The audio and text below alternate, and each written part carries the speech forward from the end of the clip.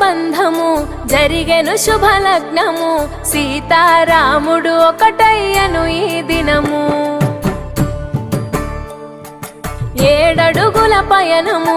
ఒకరికొకరు సొంతము కలిసి మెలిసి సాగను ఈ జీవితము